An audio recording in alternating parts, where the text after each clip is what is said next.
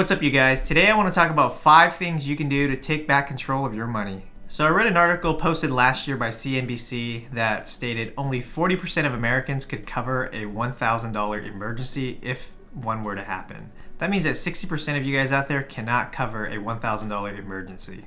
So I wanted to create this video to show you guys 5 ways you can take back control of your finances so that way you'll have more money in your bank account so you can create an emergency fund. Alright guys, so the first thing you want to do is make sure that you create a budget. And the reason why a budget is important is because when your money comes in and money comes out, it's really hard to track every single transaction and know exactly how much you've spent. I mean, you have an idea of like how much your rent is and how much your bills are, but do you really know like how much money you're spending? Do you really remember all the things that you've bought at Target or Costco, and can you really add all that up and really know what is coming out? So there's a lot of great free software out there, and I personally use mint.com, and I suggest you use something similar. And what it does is it will track all of your credit card purchases, it will track all of your income coming into your bank account, and it makes it really nice to kind of see where everything is going. They have useful reports that show you how much you're spending at all the different merchants. They also have a way for you to create your first budget, and they automatically group all of the things together into categories so that way you don't have to do a lot of work. If you've never used mint.com before, I have another video talking about how to create your budget and how to link some of your accounts, so make sure you check that out. So it's really important that you stick to a budget. That way every month you know how much money you're spending and how much money you're saving. And also the nice thing about a budget is you can actually fine-tune your spending now that you can kind of see everything that's happening within your finances. Now that you have your budget in place, the next tip I have for you guys is anytime you want to buy something outside of your budget, make sure you sleep on it and wait 2 days. So you know all those Amazon purchases or Costco purchases that you want to buy, leave it in your cart or leave the store and wait 2 days. And more often than not, you're not going to need that item and you're actually going to forget about it. If you find yourself remembering and telling yourself you really need that item after 2 days, then most likely it's a legitimate purchase. This will save you from buying a lot of junk that you probably don't need. And I have a rule, every time you buy something and you have to sell it, you lose money. So the less stuff that you have and the more vetting you do, the better off you are. Another really useful tip is, let's say someone gave you this item for free and they gave you the cash equivalent for free. Ask yourself, would you rather have the cash or the item? And if the answer is the cash, then you probably don't need that item. And obviously if you need the item for survival or you need it for work, let's say it's work shoes and you have no shoes, then you don't need to go through this exercise. Just go ahead and buy that item. The next tip I have for you guys is to stop buying new cars. And the reason why I say this is because those new cars are costing you a lot of money. Let me show you what I mean on the screen here. So according to Experian, the average car payment is $554 a month for a new car. Guys, that is a ridiculous amount of money. And the worst part about that is some of that money is actually going towards interest, which is taking money away from you, and then the other part is going towards the principal. Let's take a $30,000 car example so we can see how much each portion is. So here is an amortization calculator, and what this does is it will calculate your payments based off the interest rate and the price you're paying and the length of the loan. Let's just pretend after all is said and done, your car is $30,000 and that's the loan you're taking. And you're gonna do a 5-year loan, which is 60 months. And let's just say the interest rate is 2.99%. And so once you hit calculate, you can see here your car payment is going to be $538.39, which is about the average that Experian said. And if you look down here in the amortization schedule, you'll see that $583 is $75 in interest and $464 in principal.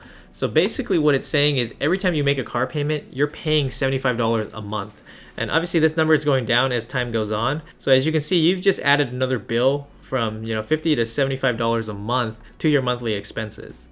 And if you were to add this entire column up for the entire 5 years, you would get this $2,336 in interest that you paid over 5 years. So that's approximately $467 that you're losing each year to interest. Guys, the banks are getting rich off of this. Guys, one more thing about new cars is every time you buy that new car and drive it off the lot, it takes a huge depreciation hit. And you may not realize that because you're only concerned about your monthly payment, but that $30,000 car automatically became a $27,000 car when you drove it off, and maybe even lower than that. And worse, if you traded in your car, you probably lost a couple $1,000s by doing that as well. And the car dealerships love it when you trade in your car because they just made money on the trade-in, the interest, and the new car that they sold you. and it's almost like they robbed you. And even the state got a small cut by charging you state taxes on that new car that you bought. And not to mention the new insurance that you're gonna have to pay, and also the registration fee is gonna be a lot higher on this new car. Guys, most of your money is going into that new car you're driving. You've gotta stop that. So what I suggest you guys do is save up enough money to buy a used car. That $30,000 car, in 4 to 5 years, it will probably be only $15,000. That's because most cars drop 40 to 50% of their value after 4 years. And so you can get that car for almost half off if you just wait 4 years. And the good thing about that is 4 years is a long time. You can actually save up a lot of money and actually pay cash for it. That means you save all that interest money that you would have lost, and you don't get the depreciation hit. And also you pay less sales tax to the state when you buy that car. Before you buy that car, just make sure you have it checked out by a reputable mechanic. It's a good time to find a good mechanic anyways. You don't want to take it to the dealership because they're going to charge you a lot of money. And that way you're getting a good car.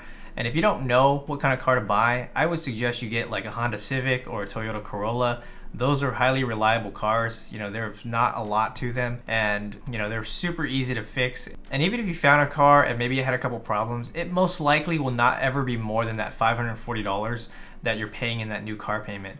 Even if it was, it'll probably only be like $500 a month for a couple months. And then once you've kind of worked out all the kinks, you're gonna have a really reliable car for the next 4 to 5 years. So spend a little bit of time and do your research and get the car you want. And guys, a wise man once said, stop buying things with money you don't have to impress people you don't even like. The next tip I have for you guys is to stop buying the latest tech. I see a lot of you guys with the new iPhones and the new Apple Watches, and if you can afford it, great, but if you're making monthly payments on there and putting it as part of your cell phone, guys, you've got to stop doing that. These things get outdated so fast, and technology is just one of those things that they only last for 2 to 3 years, and then something new comes out. And what ends up happening is you guys keep trading this stuff in, and eventually you're just gonna have a phone payment forever. These things are like, I don't know what they are, $25, $30 a month for, 36 months or something like that. I don't know. I don't do the financing thing. I paid cash for this thing. And to be honest, even before this phone, I was rocking this $125 iPhone SE, and it worked out great for me for at least 3 years. And I decided, I needed a new phone because this thing was not working for me. So guys, stop buying the latest phones. Your kids are gonna look just as good on that 3-year-old iPhone as this new one. So just save your money and stop buying the latest tech. Alright guys, the last tip I have for you guys is to stop going out on the weekend and hanging out with your friends. Guys, I hate to break it to you, but your friends are probably broke just like you are. And if you want that to change, you gotta start hanging out with people that you wanna become. And Warren Buffett said this best. He said, pick associates whose behaviors are better than yours, and you'll drift into that direction. What that means is if you want to be a millionaire, you need to start hanging out with millionaires. Or if you want to be successful, hang out with someone who's more successful than you, so that way you can be like them. And if you didn't know, Warren Buffett's best friends are Charlie Munger and Bill Gates, and both of those people are billionaires. So take back your weekend and start improving yourself, or hanging around people that will actually improve you. Warren Buffett mentioned in one of his interviews that one of the best things you can do is invest in yourself. He mentioned in an interview with Forbes that he took a $100 public speaking course that changed his life forever. So if you're looking for a new job, go take that online course, learn that new skill. And if you're like me, learn some skills to reduce your expenses. These could be life skills that you need. It could be like fixing your house or retirement skills. Whatever it may be, time is a finite number, and the ROI on yourself is going to pay the highest dividends and pay you back more than anything else you're going to do.